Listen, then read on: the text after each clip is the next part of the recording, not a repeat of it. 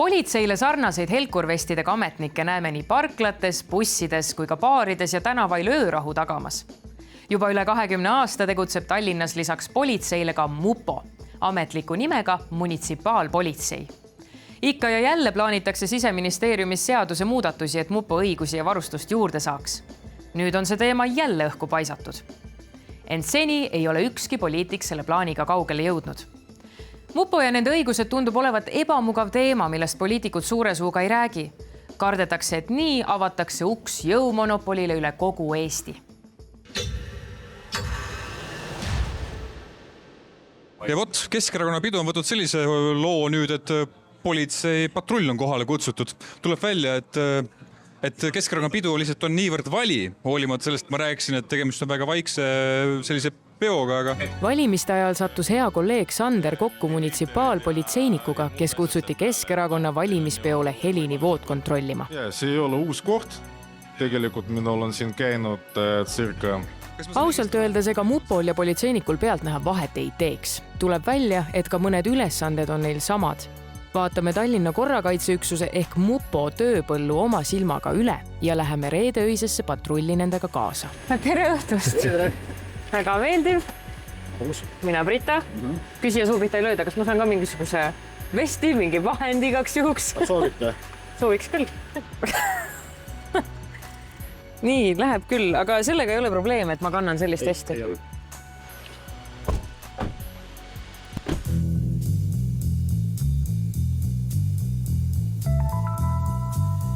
Miks te teete munitsipaalpolitseiametniku tööd, kuulge?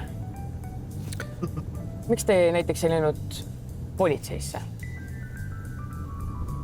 See on hea küsimus. Sarnaselt politseile on ka MUPOl nii öö- ja päevapatrullid. Neil on ka raadioside oma kõnekeskusega, kuhu linlased ööpäevaringselt helistavad. Isegi häirekeskus suunab helistaja teinekord MUPOni.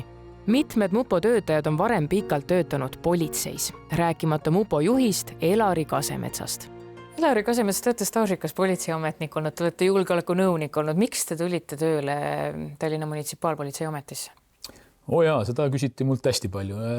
Kindlasti see peamine põhjus, mida me ei ole ka varjanud, oligi selle väljakutse selline keerukus või suurus.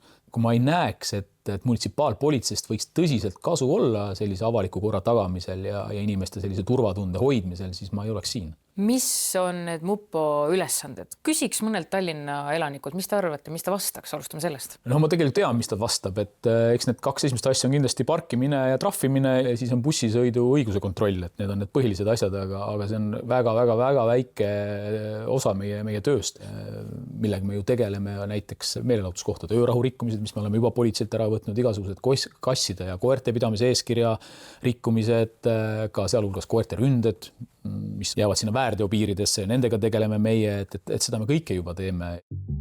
Aga tööriistakast nende ülesannete lahendamiseks on MUPO juhi sõnul liiga lahja ja nad ootavad juba pikemat aega, et seaduses neile õigusi ja erivarustust juurde antaks. Iga paari aasta tagant tõmbavad poliitikud selle teema käima. Jääb mulje, et nüüd ja kohe tehakse asi ära. Ka praegu peaks see eelnõu jälle siseministri laual olema. Aga kõige rahulikum aeg on nüüd mis aeg öösel? Äkki 4. Ja 4. Siis väsivad ära purjutajad. Jah.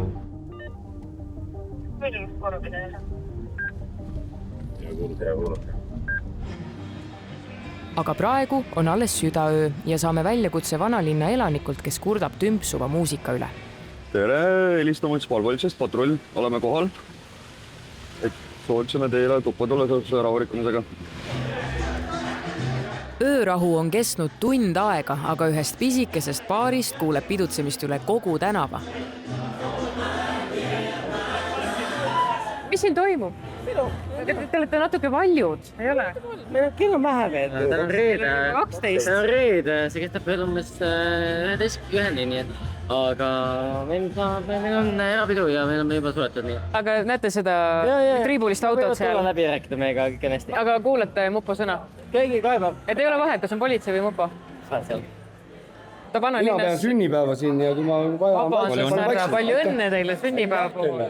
Ja võtta oleks võinud lilledega tulla, aga teid on lilledega. Ole küsib, liiga vali muusika oli. Kelle jaoks on parem ukse kinni? Muusika vaiksemaks ja uksed kinni ja siis on olukord laen. Ole probleemi. saame naabrit ka magada. Aitäh. Mina suhtun neid. Läheb asi hurjaks. Olukordi kunagi ei tea. Kas või seegi, kui me tegeleme öörahugagi meelelahutuskohtades, kus on palju inimesi, kus tihtipeale on joobes inimesi, eks, ka seal võib olukord eskaleeruda täiesti süütust mingisugusest kontrollist sinnamaale, et ametnikel on vaja näiteks ennast kaitsta. Siis see tööriistakast jääb natukene võib-olla selliseks lahjaks. Ausalt öelda siis ega meil tavapatrulli varustus nüüd ülemäära palju ei erinegi sellest, mis mul praegu seljas on. Et jah, tänaval olles kantakse kollast vesti enesekaitseks. Enesekaitseks rõhutan, on meil ka gaasipalloon olemas.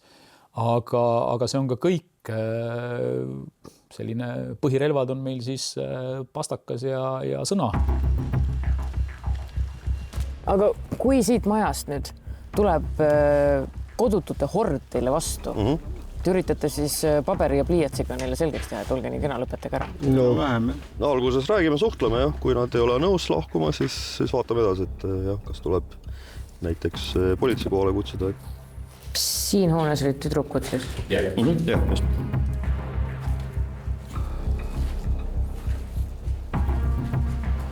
Mingid hääled on, aga see on äkki vihm. Keegi on siin väga värskelt olnud ju. Korralik. See tähendab seda, et keegi on siin samas hoones ilmselt praegu ja need on täitsa... Ei saa välistada. Aga kui nad tulevad näevad liikumis, tavaliselt põgenema. kui keegi praegu tuleks näiteks klaasist pudeliga, viskaks seda või midagi? No, esimene moment on see, et meil on ikkagi olemas turvataktika koolitused. Esimene moment on lükkame eemale, siis hakkame vestlema, kui ei kuule siis ka. Isegi siis, kui pudel on visatud, siis hakkate ikka vestlema? Jah, kõik tuleb vestlema. Kahjuks nii on. Mupol on enda kaitsmiseks nii gaasipihusti, hea sõna, kuid ka pliiats. Politsei nimekiri on seevastu märksa pikem ja ulatub alates teleskoopnuiast, relvast kuni kaitsekiivriteni välja. Lääne-Harju politseijaoskonna juht Lea Pärenson näitab meile politsei kõige lihtsamat varustust. Meil on siin laua peal politseiametnike vahendid. Et Mupol selliseid vahendeid ei ole, aga nagu ma aru saan, siis just selliseid asju nad juurde tahaksid endale. Ja, suuremas pildis tegelikult on ju vahenditest need, mis siis selle seaduse muudatusega kõne all on. Teleskoopnui. No sellega võib päris palju haiget teha selles mõttes. Tugevalt. No võt, näed, juba võib-olla siuke õrnem Mupo ametnik ei saakski seda lahti, võib-olla ei tasugi neile seda ikkagi juurde anda, et sellega saab ikka päris palju haiget teha. Ükski relv ei tee iseenesest ju haiget. Samamoodi küll võtame tulirelv ei tee iseenesest ju ei tulista. Me ei tea, mis inimesed võib-olla täpselt Mupos on, aga inimesed teavad, mis inimesed on politseis. Usaldust on võib-olla rohkem. Et kas see ei ole natuke ohukoht, kui ikkagi anda natuke võimu neile juurde ja läheb asi käest ära? Ma siin küsiks vastu, aga täna on turvatöötajate rohkem õiguseid, kui on korrakaitseüksus ametnikul. Sama küsimus on abipolitseinikud ju täna, kes saavad ka ju väljaõppe, käivad politsei vormis ja kasutavad samamoodi sundi tegelikult, mis on politseiametnikel ette nähtud. Me ei ole kuidagi seal näinud, et see võim oleks kuidagi pähe löönud, et küsimus on selles, kuidas me oma inimesed välja õpetame, kuidas nad teavad täpselt, millal nad mida võivad kasutada. Kui ühel turvatöötajal on ka rohkem õigusi kui Mupol, siis kuidas reageerivad meie sekkumisele südalinnas kohvilikööri joovad mehed? Извини, пожалуйста, уберите, пожалуйста, алкоголь. Я уберу. И найдите себе другое место, где вы можете позволить. Но не общественно. Meil vedas, sest mehed panid ilma jagelemiseta joogi kotti ja läksid minema. Aga mis oleks juhtunud siis, kui noormehed poleks Mupot kuulda võtnud? Meil on praegu õigus temalt küll dokumenti küsida, meil on õigus seda väärteokorras menetleda. Ja kui ta tõuseb püsti ja jalutab minema, siis tegelikult on kõik. Ta saab ainult oodata politseipatrulli, kes tuleb siis sündmuskohale ja lahendab siis selle olukorra. Kas politseipatrullil on aega sinna reageerida? Ja on, aga sinna võidaks jõuda siis, kui see seltskond tegelikult juba lahkunud. Meil on turvaline riik, aga me ei saa dubleerida ülesandeid, ehk siis, et korrakaitseüksus saab teha pool rehkendust ja ülejäänud siis teeb politsei lõpuni. Ma arvan, et riigina me ei saa seda endale lubada. Mupost on saanud Tallinnas politseile arvestatav tugi juba täna, aga nagu Pärenson ütles, siis Mupo saab teha vaid pool rehkendusest. Tundub nagu Mupo oleks neile assistendiks. Me tegelikult räägime ju lihtsatest avalikku korda riivavate juhtumite lahendusest. On need siis avalikus kohas alkoholi tarvitamine, joobes inimene on ideaalne näide. Halloo? Tere! Äratus! Tere! joobes magajate pärast satub mupo Viru turule väga tihti. Meie patrull tohib seltskonnalt ainult dokumenti küsida ja paluda, et nad ära läheks. see ei ole õige koht magamiseks. Что вы делаете здесь? Kui see seltskond keelduks lahkumast, peaks mupo endale appi kutsuma politsei, kellel on õigusi rohkem. kas selleks on vaja 2 väljaõpetatud politseiametnikku, kes toimetab inimese tegelikult kainestusmajja? Mina julgen arvata, et tegelikult ei ole. Ametid on ootel ja Siseministeerium peaks asjaga täna taas tegelema, aga meiega sel teemal rääkida nad ei taha. Ka endine siseminister Lauri Läänemets proovis mupole õigusi juurde saada. Peamine mure oli ikka peaministriga, sest peaminister ei usalda Eesti omavalitsusi, et kui nende ametnikel õigused on inimeste joovet kontrollida või purjus inimene ära viia, siis ta kogu aeg tõi näited, et siis omavalitsused hakkavad kurjasti reformierakondlaste peal seda ära kasutama. Need erinevaid eelnõusid on siin ringelnud, aga päris sellise lugemiseni nad jõudnud ei ole, et minule teada on mõned korrad olnud seal kuskil valitsuskabineti ukse vahel, aga sealt nad edasi liikunud ei ole. See on väga lihtne. Valitsuse istungile saab päevakorda panna asju ainult peaminister. Kui peaminister tahab, siis ta paneb, kui ta ei taha, siis ta ei pane. Peaministril seda soovi siiamaani pole olnud. Aga äkki peakski mupo siis piirduma trahvimistega, bussikontrollidega? Jah, see on üks lähenemine, et väga konkreetselt öeldagi ära, et linnapolitseil või korrakaitseüksusel ongi sellised pädevused, aga ei ole ka ühtegi päris sellist seisukohta ma veel kuulnud, et see ongi see teie tööpõld ja nii ta jääb. Teie usaldate mupot siis? Jah, pole ühtegi põhjust, miks ei peaks usaldama.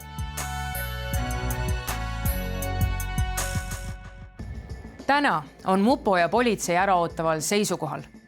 Kas mupo saab õigusi juurde ja on võimeline olema politseile suuremaks toeks? Või kui ei saa, siis miks seda konkreetselt välja ei öelda? Nüüd jääb vaid oodata, kui kaugele jõutakse selle mõttega praeguses Kristen Michali valitsuses.